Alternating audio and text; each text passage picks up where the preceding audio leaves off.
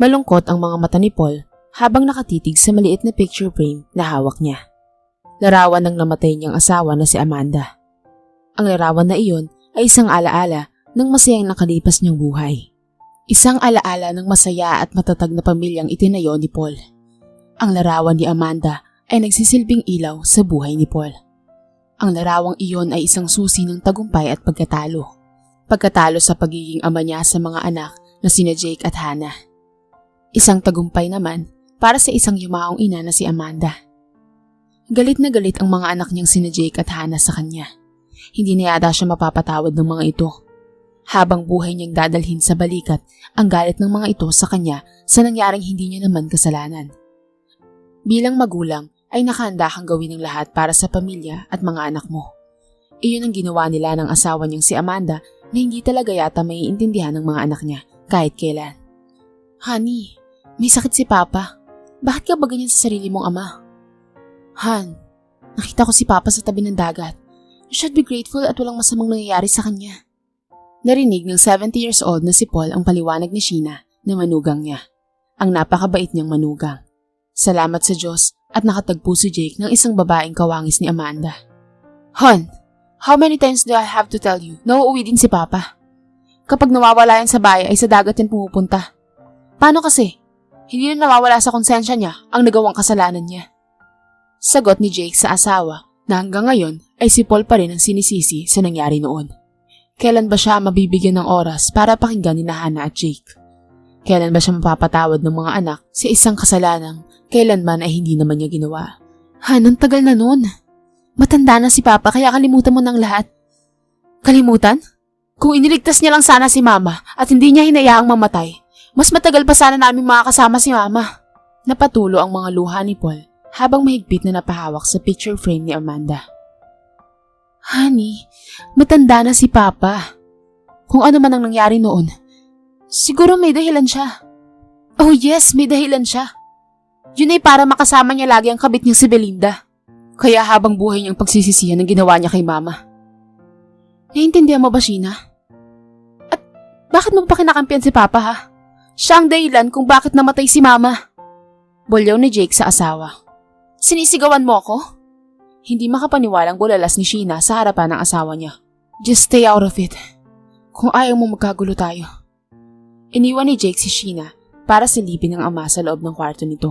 Nakita niyang nakatagilid sa kama ang yapis na katawan ng amang matanda na. Naikuyom naman ni Jake ang kamao niya. At kahit papaano ay may nadarama naman siyang awa sa ama. Hindi naman sila nito pinabayaan. Ang hindi niya lamang maintindihan ay kung bakit hinayaan itong malunod ang ina nilang si Amanda sa unos noon kung maaari naman sana itong iligtas ng ama nila. Napalunok si Jake na inayos ang kumot sa katawan nito at pagkatapos ay iniwanan niya na ang ama sa kwarto. Gabi na kasi at nais niya nang magpahinga. Pagod din siya sa maghapong pag-aalaga sa mga pasyente niya sa ospital. Nangilid ang masaganang luha sa mga mata ng matandang si Paul nang marinig ang mahinang pagsara ng pintuan ng kwarto niya. Amanda, kunin mo na ako, mahal ko. Hindi ko nasasabihin sa mga anak natin ang tungkol sa nangyari sa iyo noong araw na yun. Mananatili na lamang iyong isang lihim na dadalhin ko hanggang sa kamatayan ko.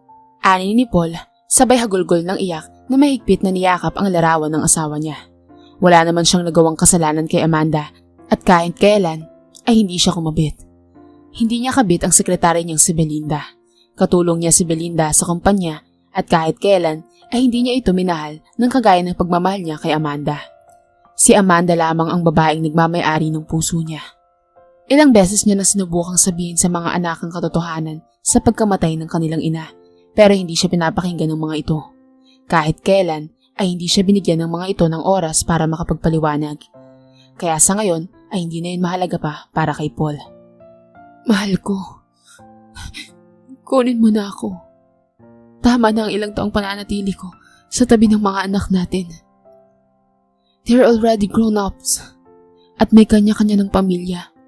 Masaya na sila, mahal. Ako na lang ang hindi masaya. Hanggang sa nakatulog na lamang si Paul ng gabing iyon. At sa mapayapang pagtulog niya ay kasama niya si Amanda. Masaya silang magkasama sa isang lugar kung saan malayo sa mapanakit at mapanumbat ng mga mata nila Jake at Hannah. Nagising si Sheena at bumangon na para maghanda ng pagkain para kay Jake. Pero nakapagtatakang pagbaba niya sa hagdanan ay hindi niya naamoy ang kaping barako ng kanyang biyanan na si Paul. Palaging maagang gumigising ang biyanan niya para gumawa ng kaping barako. Noong una ay hindi niya to gusto. Pero nang nagtagal ay nakasanayan na niya ang masarap na aroma ng kape barako sa umaga. Paborito ito ng kanyang biyanan. At sa tinagal-tagal ay nagugustuhan na rin ito ni Sheena. Tulog pa siguro si Papa. Baka napagod yun sa ilang araw na paglalakad. Anya sa sariling nagsalang ng butil ng kape sa coffee maker. Siya na lang ang gagawa dahil tinuruan na rin naman siya ng biyanan niya kung paanong gawin ang napakasarap na kape nitong naging paborito na rin ni Sheena.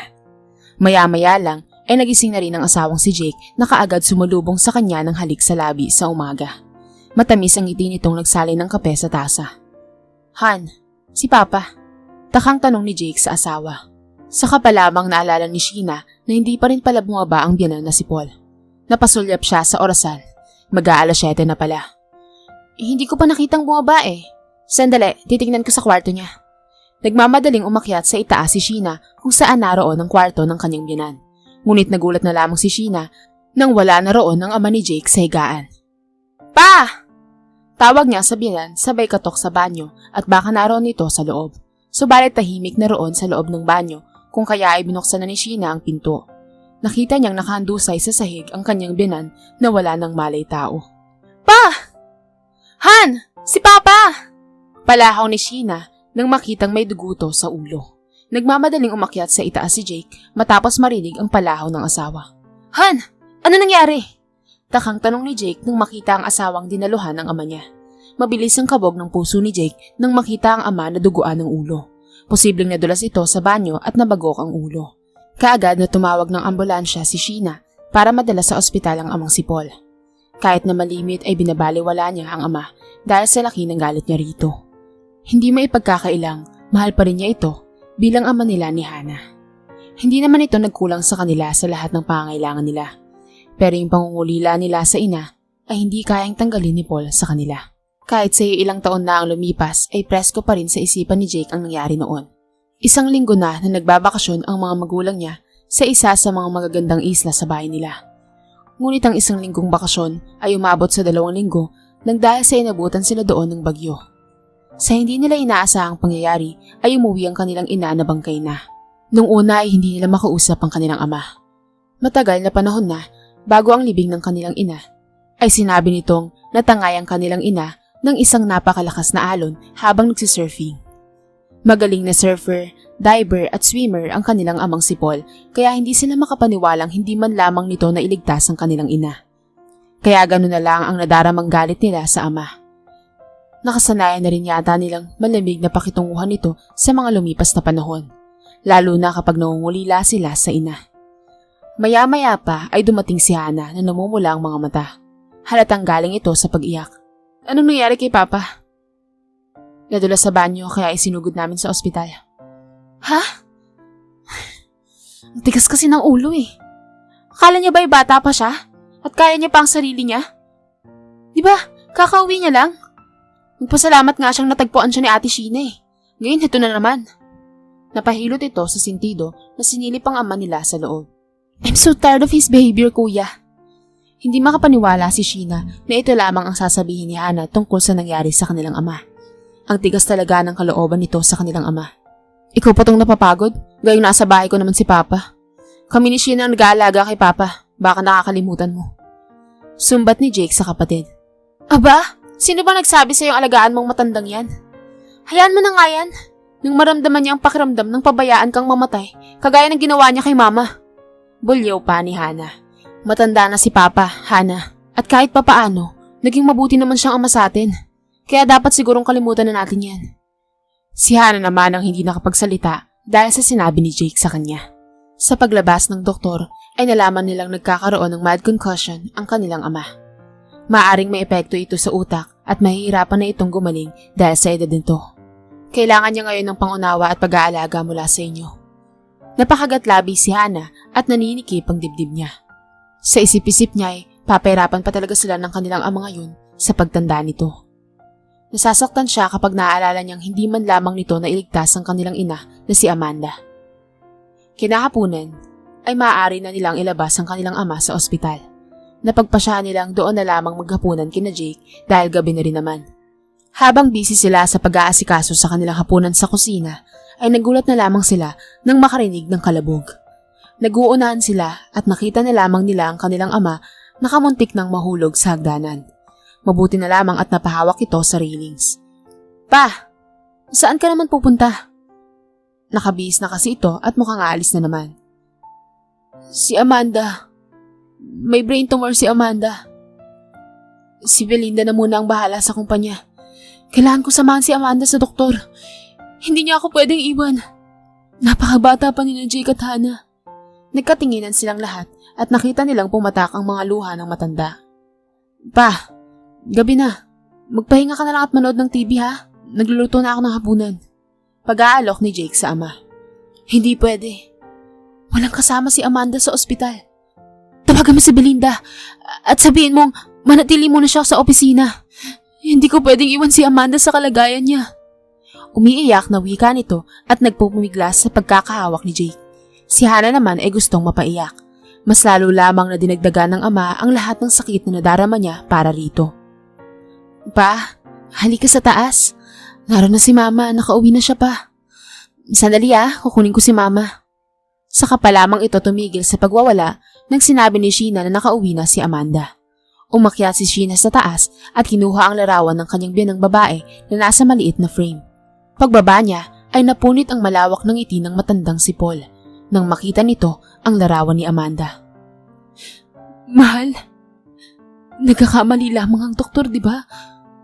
Nagkakamali lamang sila sa diagnosis nila sa'yo na meron kang brain tumor at nasa last stage na, hindi ba?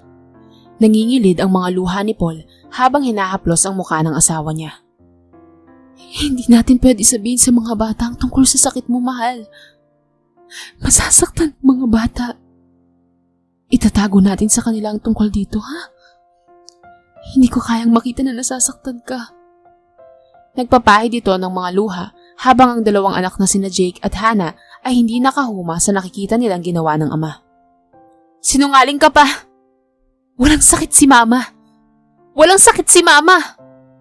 Hinayaan mo si Mama na mamatay para makasama mo nang malaya ang kabit mo! Umiiyak na wika ni Hannah habang sinusumbatan ang amang nalilito. Sino ka ba para sabihin sa akin yan? Hindi kita kilala. Bakit mo ako tinatawag na Papa, ha? Hindi ka si Hannah. Masama ka. Habang si Hannah ko ay napakahinhin at mabait na bata.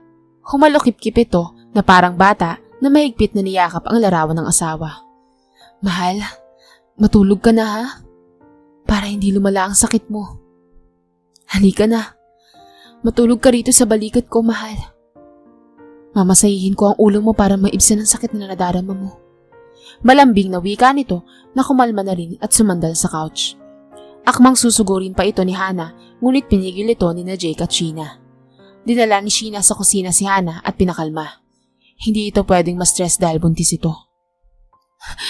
Ang kapal na mukha niya. Alam kong walang problema sa utak si Papa. Umaasa lang siya dahil siguro binabagabag na siya ng konsensya niya.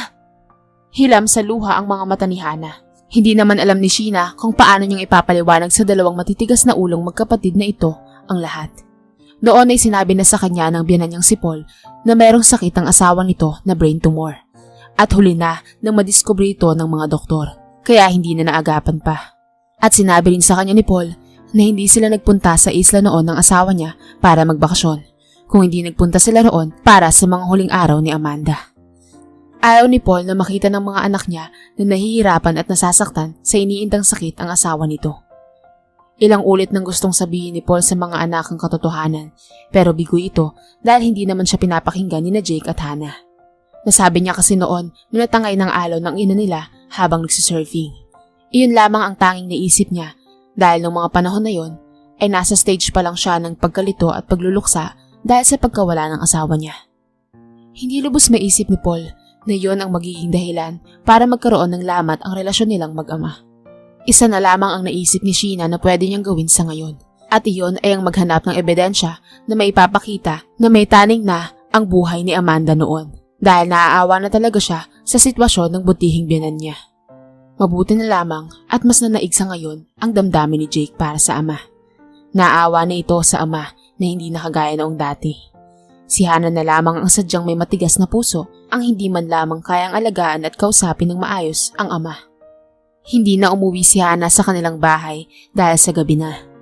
Habang tulog na ang lahat ay bumangon naman si Paul at nagbihis. May luha ang mga mata nito habang hinahanap sa kwarto nila ang larawan nila ni Amanda na masaya pa noon sa isla. Mahal, kunin mo na lang ako. Malaki na yung mga anak natin. Kaya na nilang mga sarili nila. Gusto kitang makasama sa huling mga araw ng buhay ko. Kinuha ni Paul ang pera niya sa vault at nakalimutan itong isara. Kailangan niya ng pera para makarating doon sa isla na madalas nilang puntahan para mag-surfing noong panahong nabubuhay pa si Amanda. Papanoorin niya ang mga alon sa dagat mula doon sa lighthouse na palaging pinupuntahan nila ni Amanda. Doon niya gustong mamahinga sa mga nalalabing araw niya.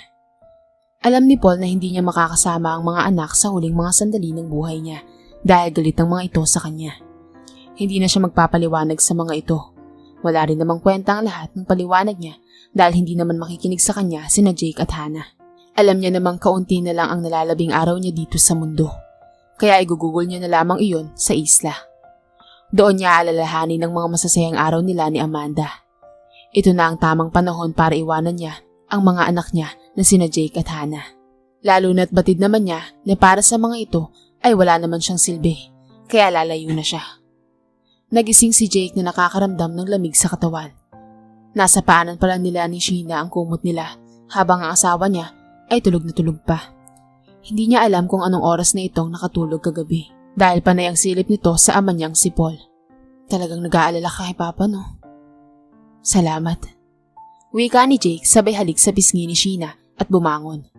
Mag-aalas 6 na pala at siya na lamang ang maghahanda ng agahan nila. Napasulyap siya sa katabing kwarto kung saan natutulog ang ama. Sinilip niya ito at wala na pala ito doon sa kwarto. Ang aga naman yatang nagising ni Papa. Pagbaba niya ay nagulat siya nang makitang madilim pa sa kusina at wala roon ng ama. Ang akala niya kasi ay naghahanda ito ng kape sa baba. Pero wala talaga ito roon. Pa? Pa! Nilibot niya ang kabahayan, ngunit wala roon ng kanyang amang si Paul. Kinakabahan siyang bumalik sa kwarto nito dahil baka nasa loob na naman nito ng banyo. Baka may masama na namang nangyari dito. Ngunit walang tao roon pagbukas niya. Kaya mas lalong lumakas ang kabog ng puso ni Jake. Saka pa lamang niya napapansin nakabukas na pala ang vault nitong lalagyan ng pera. Wala na itong laman maliban sa mga papel na nasa loob ng envelope.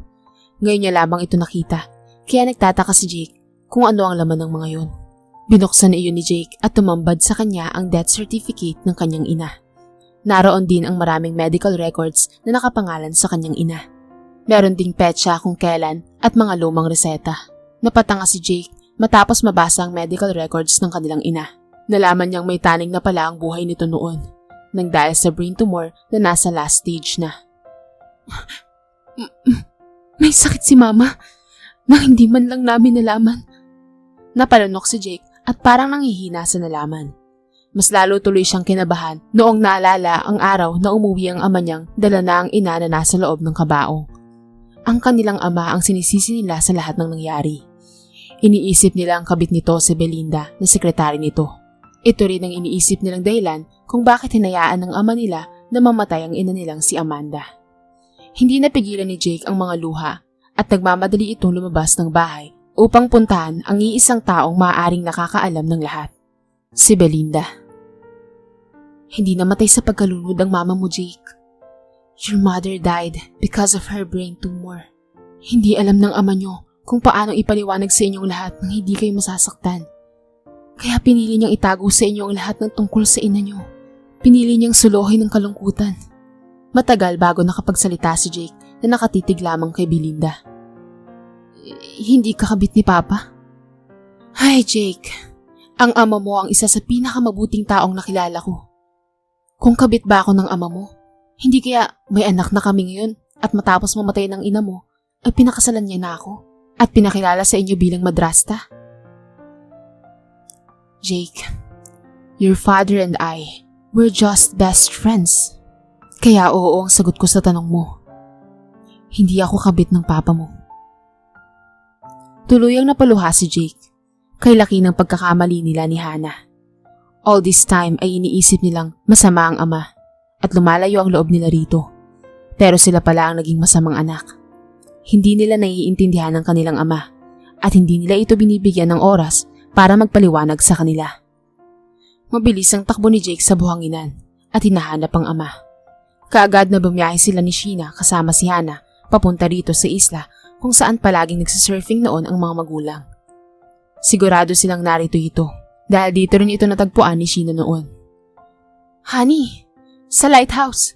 Baka nandun si Papa sa lighthouse. Nagmamadaling wika ni Sheena dahil nabanggit ni Paul noon na ang lighthouse ang paborito nilang lugar ng asawa niya. Mabilis ang mga akbang ni Jake na dumako sa lighthouse at hindi nga nagkakamali ang asawa nito. Naroon nga ang ama. Masaya ang mukha nitong nakatanaw sa dagat. Patawarin mo ko. Humahagulgol na wika ni Jake na lumapit sa ama. Shh! Jake, huwag kang maingay anak. Natutulog ang mama mo. Baka magising siya. Hindi alam ni Jake kung totoong sa katandaan na ito ng ama o kaya ay nang dahil sa ayaw nitong pag-usapan nila ang nakaraan. Mahigpit na niyakap niya na lamang ang ama at lihim na humingi ng tawad dito. Ganoon din ang ginawa ni Hannah na ngayon ay yumakap ng mahigpit sa ama nila. Masagana ang mga luhang dumadaloy sa mga mata nilang magkakapatid. Tahan na mga anak.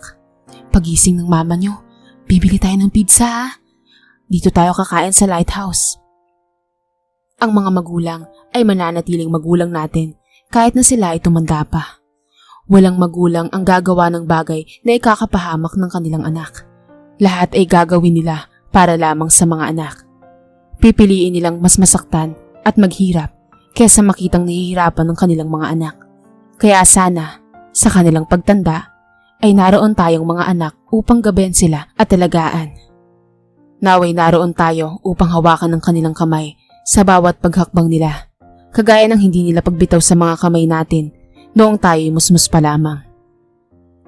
Tulad ng lighthouse sa dagat na nagbibigay tanda at ilaw sa mga mangingisda, naway maging ilaw rin tayong mga anak para sa ating mga magulang sa araw ng kanilang pagtanda, kung kailan hindi na nila makikita ang daan.